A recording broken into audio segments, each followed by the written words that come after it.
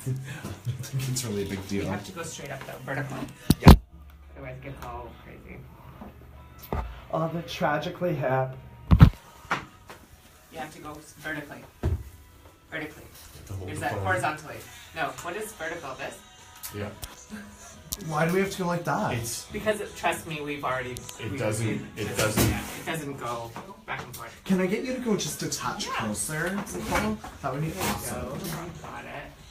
Now you're getting all just move the direct mic on us. for if you need it somewhere else. Yeah. Okay. Are you bringing us back? Yes.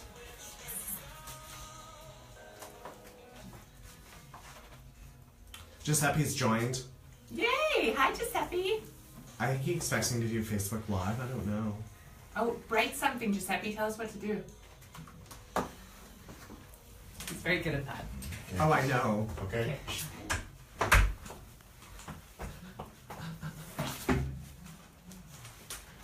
And welcome back to Talk Recovery.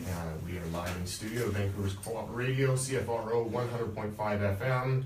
We have been speaking with Nicola Bartel, Executive Director of Mercy Canada, which sounds like a wonderful place for women. You know, all over the Lower Mainland, you know, we have First Nations specific treatment. We have very few youth in an age demographic, male-only adults. You know, why choose just the one specific demographic? I mean, obviously it's not, like, we're not just dealing with, like you said, addictions or any specific issue, but was there a problem with licensing for men and youth, and what's your story with that? Mm-hmm. Well, our specifics are for women. We would like to have a home for younger women, but in the process of starting up, there's a different criteria within the home for youth, and we have multiple women in a bedroom. So for instance, for youth, they have to be singular in a bedroom, and so for accountability reasons, that's why we do that. We have evidence, you know, and documentation from psychologists and psychiatrists to support that. But at the time that we opened, it would take 10 years because it had to go to Victoria, and what changes for one program changes for the province, and we wanted to get started. Mm-hmm. So that's why. And just to say, we are Mercy Canada because we have young women that come from across Canada, from Newfoundland right through to locally as well. So. Okay. Now I'm gonna take my question next. You're back a little bit before admittance into your program. Just from a very current experience of mine, I generally don't approach women who look like they need, I mean, unless it's an emergency situation. Well, for my own personal reasons, but I just think it's, if I can find another woman to sort of intervene. So I'm on my balcony, 4th floor, Port Coquitlam, and there's a young, well, she's probably my age, I would assume mid-30s, and she's a grocery cart. I've seen her in the area. There's a house that's frequented by, you know, obvious mental health, addictions, and whatnot, and I know as a person of public, it's sort of just, you know, when are they gonna bulldoze that house? And, you know, so my view is, you know, not looking at this situation, right? Like that little voice comes in, right? I think it's a regular occurrence to people who don't want to see a problem and don't know how to deal with it. I'm getting to my question. So I'm watching her smoke heroin. I'm watching her nod off in this back alley. I mean, there are people walking by intermittently, but not only with the fentanyl that's out there and the concern of her not waking up, you know, from a nodding off, I felt it necessary to go out and sort of have a conversation. Plus, I have connections. You know, if she needs help in that moment, I can make some phone calls. I can make something work, right? And so, you know, I'm not just trying to fulfill my pity feeling or whatever. So I approached her. Of course, all addicts. Oh, I haven't smoked, you know, my hard drug in 6 months. You know, starts lying to me, right? I said, I told her my past. I'm like, look, you know what I mean? Like, you don't wind up in this situation because you smoked a doobie, you know? Like, there's something going on here, and I'm trying to tell you I can help, right? And you don't need to be living in an alley under a tarp while it's raining, right? And, you know, I felt a little angry that she would lie to me like that. You know, how dare she? Like, I'm an addict too, I understand. If you're gonna lie to another addict, I mean, what are your chances? So my point is, or my concern is, we say, you know, addicts don't have a choice. So that means they're not going to choose the help. They're not going to reach out. They're not going to do the right thing. Somebody needs to intervene. And then there's us in public who, it's none of our business. We don't want to get involved. It's dangerous, whatever. What do you do? Like, what does somebody, a passerby, do in a situation like that? Mm-hmm. Like, what, like, just an opinion? Well, I think you did exactly. For me, it's like the Good Samaritan, right? You went across to that person because your heart was moved. You were drawn to that person to offer help. You can't help if someone doesn't want help. Mm-hmm. So all you can do is offer help. So that was your part in the process. Yeah. If she's in danger, then it would be the police, and from there, some kind of a referral. And our process is you have to want to come. So we're not a crisis home, so it would be a first stage before coming to us. Sure. For sure, to get to that place of readiness sure. to do. And I guess it brings up the idea that, you know, there's wait lists, and yes, you know, 12 beds isn't enough. You know, and there's so many people on the wait list, but there's also a demographic of people that they're just not going to get on that wait list. They're not going to get into, because they, you know, and is it their addict, you know, inability to make a choice that's designing that? And you know, like, we're all concerned people are dying, and you know, what are we going to do to stop this?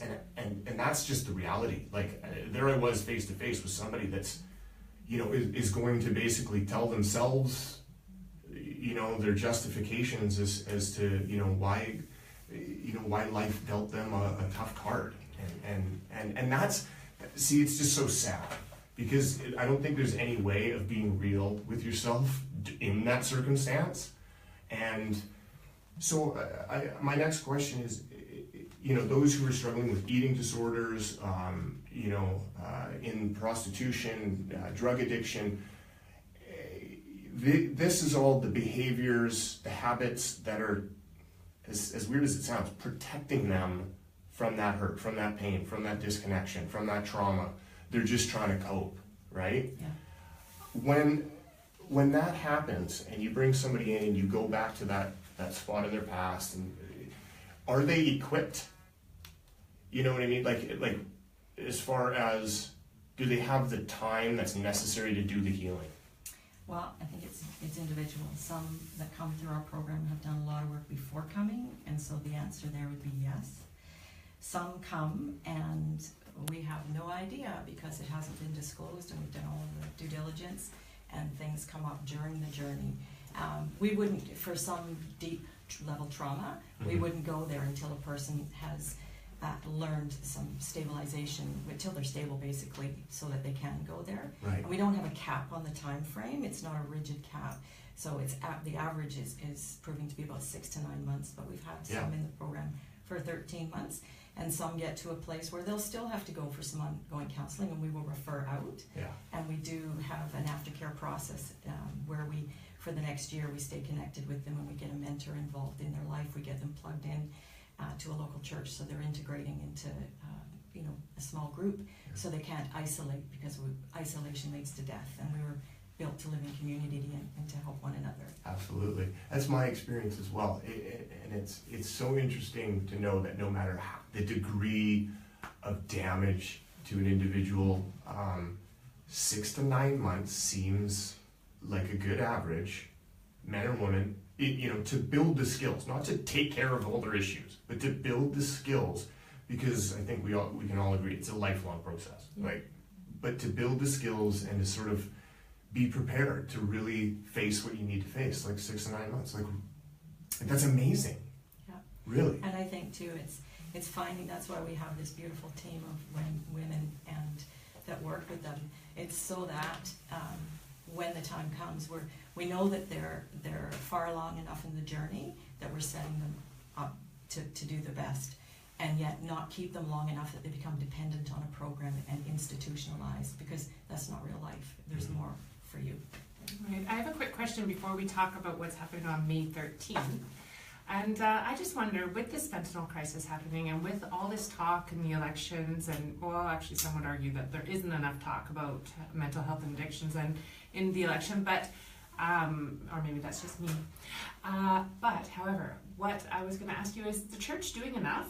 Like, you know, as the place for love and hope and healing, like, is the church doing enough in terms of this fentanyl crisis? Like, I know places like Salvation Army go and they bring sandwiches and they bring clothes, but like, is there a place for the church to sort of rise up and like speak for those who can't speak for themselves? And I think it's coming. I mean, I think the church has grown huge in terms of what they're doing in community. I know one of our biggest supporters is Relate Church in Surrey, and it's incredible what they do in the community of Surrey, not with an agenda, just with serving.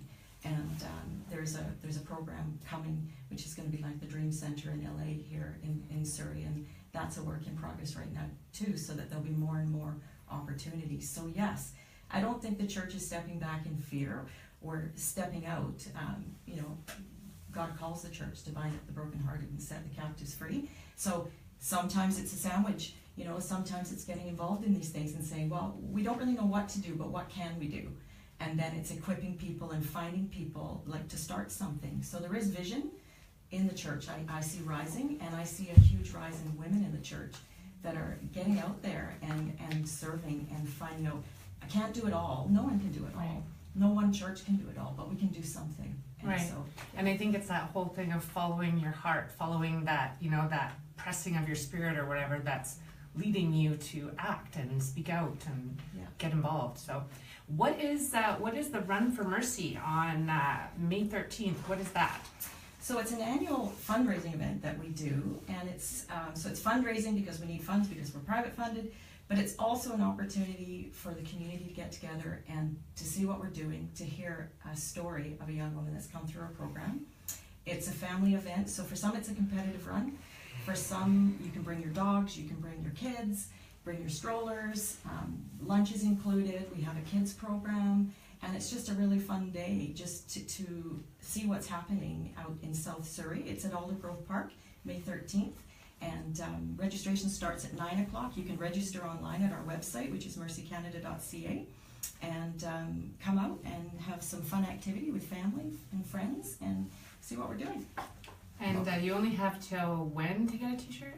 So Wednesday at 11:59, and then you get a t-shirt. The only reason we can't give you a t-shirt on the day if you register on the day is because we don't have time to have it printed and whatnot. So right, it's all about the t-shirt. It's all about the free, and the t-shirts are gorgeous. Free clothes, gray with that beautiful blue and lime green, and they're going to be gorgeous. Nice. And if you raise $175, you get a gorgeous royal blue water bottle with our logo on it in white. Money well spent, and a great activity, like you said, for the family, and a great cause. This has been, a great conversation with Nicola Bartel, Mercy Canada. We're looking forward to, as the program grows, you know, and having more. Carrie's just stepped out. He's denying us our second song, but what I will say is, you know, with the voting, the elections, all of that coming up, you know, there definitely does need to be more conversations about bed space. And I know there was a lot of promises back in 2013 from a certain party that didn't follow through. So, you know, as a voter, it feels like, you know, am I gonna just believe the other group of people that are saying they're gonna do it this time, you know? And it's just, it makes me so angry sometimes to think that, like, why can't we, you know, so many people that we've interviewed, be the ones to make these decisions? You know, the ones that seem to have heart and seem to have compassion and empathy for our fellow human being, rather than this, monetary agenda and political gain and all that goes on. I mean, it's there, and it's just, I'd love to see somebody really stand up for the really important issues that are going on. But that's my little rant right now. Carrie's back in the room, so we're When do I get to have mine? I want my rant. We're gonna go to our second song. This is Something in the Air by Thunderclap Newman.